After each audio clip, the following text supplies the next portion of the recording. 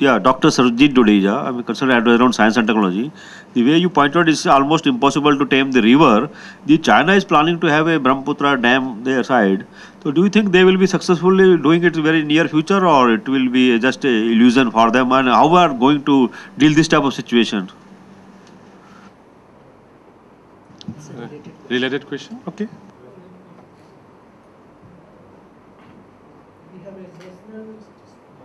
We have a national mission for Himalayan ecosystem, and we have a national water mission. The national Himalayan ecosystem deals with the Indian Himalayan ecosystem. It does not deal with that part of Himalaya which is in China. So the way, the truncated approach with which we are looking at the Himalayan watershed and the Himalayan ecosystem is all for us to see, and it is a documented proof over there.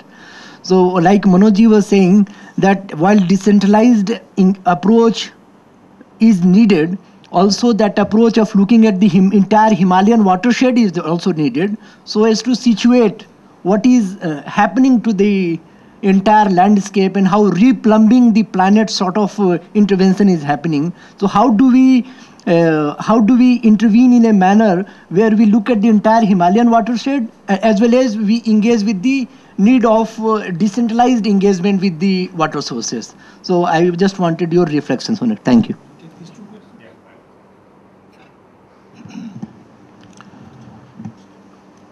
Yeah, I think there is this issue. Many people come to us and say that, do you support big dams or oppose big dams? I don't think there is a very clear, absolute answer to that. As I was trying to show you an example from Bhutan, depending on the contextuality, the location, and the technology involved, the cost-benefit analysis, today the state of infrastructure engineering or civil engineering has reached such a point that any project is feasible.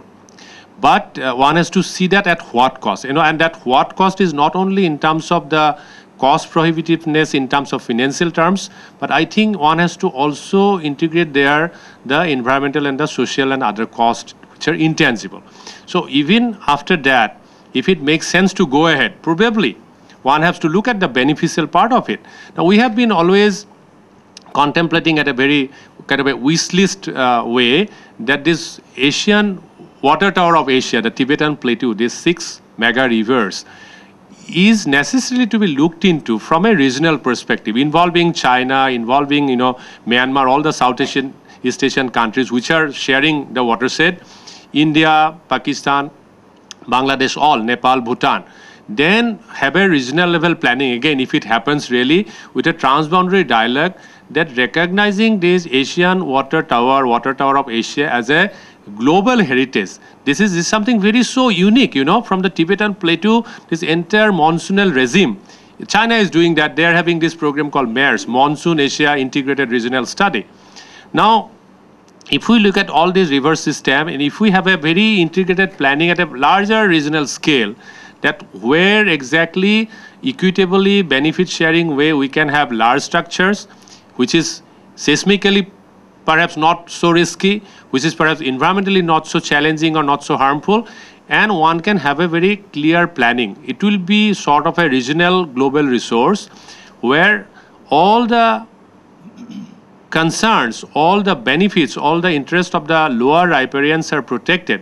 One has to really look at it a little pragmatically and unselfishly, that after all water is so much important for life and livelihood. You cannot deny the lower riparian. What Bangladesh has been saying to India a few years back, today almost India in a position to China, and is falling on a deaf ear. They are going on building the dams on the Jangpo and planning this whole grandiose scheme about it. Now what India can do about it? So I guess there is a need to now look into this whole regional consultation process. Maybe if possible, strategically it's difficult.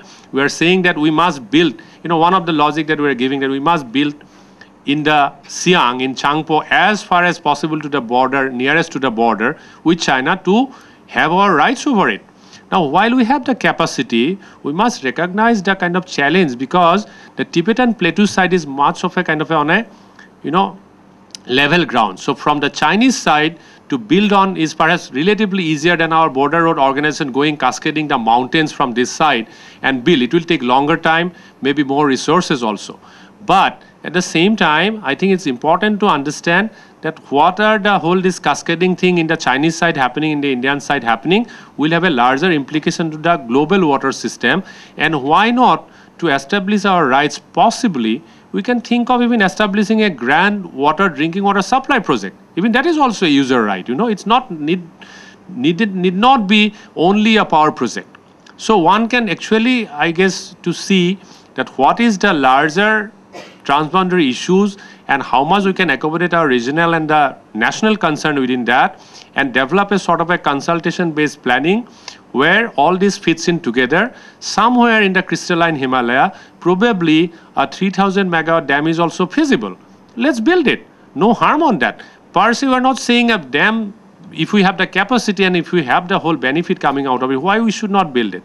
The issue is that really, are we taking into account all the intangibles like the environmental and the social cost and the risk also? That is very, very important. And that sort of an inclusive discussion and dialogue leading to a good planning process will be very, very important. I think these issues need much more deliberation and particularly a good foundation on science and technology, which is not happening. We are not doing our homework enough, and natural systems are pretty complex to have shortcuts. So we cannot really decide, okay, let's build here, within a 5-year study. Lower Subansiri has a study period of last 30 years or so.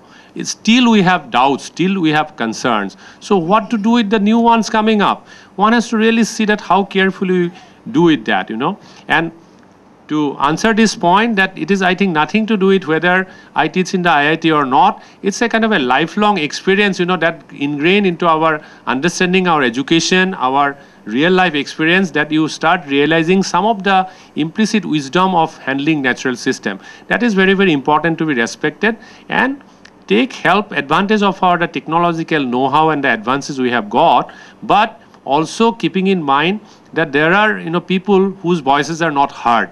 They have to be given a platform. This is something important. So overall inclusiveness, I'm sure there are wise people involved with the planning process in the country, and somewhere all these issues are taken note of. Sometimes our strategic interest, our other kind of issues takes over, and that becomes a more of a overriding decision-making process than many other issues. I hope we are learning, and compared to about 10 years back today, I think many other people are also speaking at a much wiser manner as far as natural systems are concerned, and we can only be optimistic at the end of the day. Before I invite, Please, sir. Yes, sir. Let me say something. To say at this stage, one is that water is at the same time a local resource, a national resource, a regional resource, and a global resource. Now, if you stress this global resource aspect too much, there is a certain risk that it will cease to be your water, it will become somebody else's water.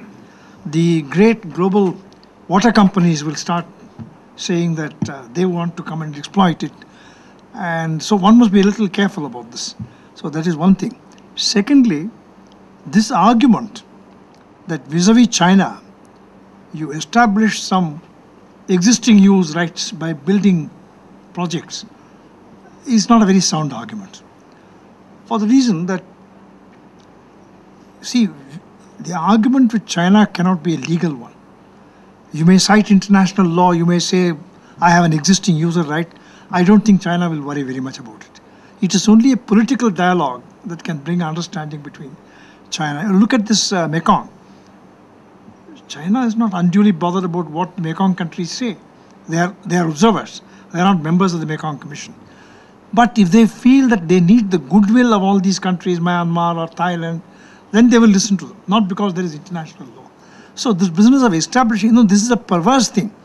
On the Krishna, for instance, Maharashtra started planning all kinds of projects essentially for the purpose of establishing rights before the next Krishna Commission comes. Now, this is a perverse way of thinking, which one must be very careful about. But when I was there in the northeast, in Guwahati last year, I did notice that there was a certain amount of anxiety in the northeast about possible Chinese plans. So, and also within the northeast, now there is a dispute between Assam and Arunachal Pradesh.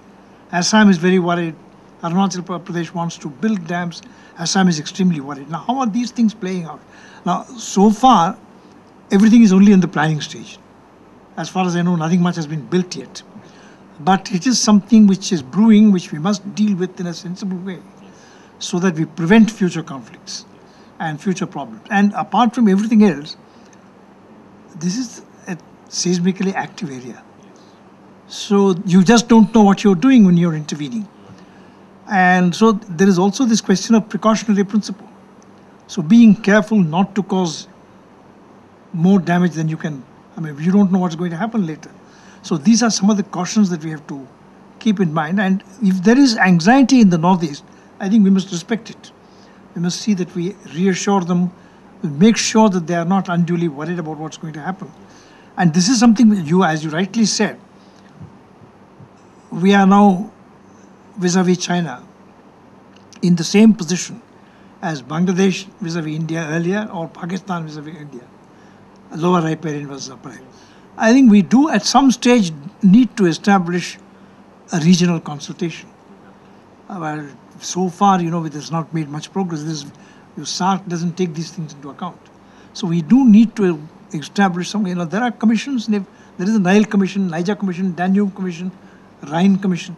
Why is it that we cannot have a Brahmaputra Commission, international commission? But it must be essentially regional.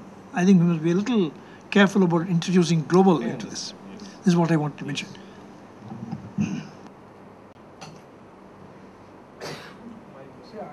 I don't sort of very specific issue I'm trying to raise, not to drag you into this debate of dam versus not dam, but just one specific aspect of that I want to put to you for reflection.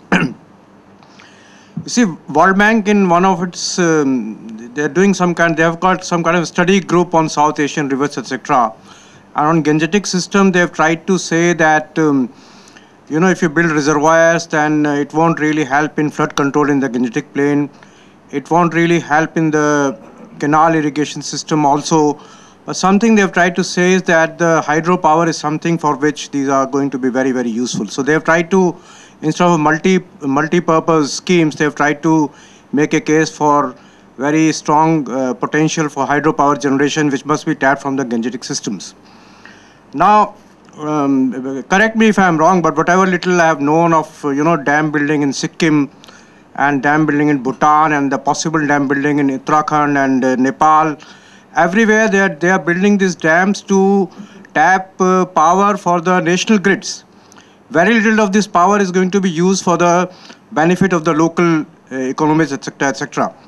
So, leaving aside the very important environmentally negative aspects, etc., etc., I just want your reflection on that aspect of the planning where you tap these rivers not for the local needs, but for the so-called national needs.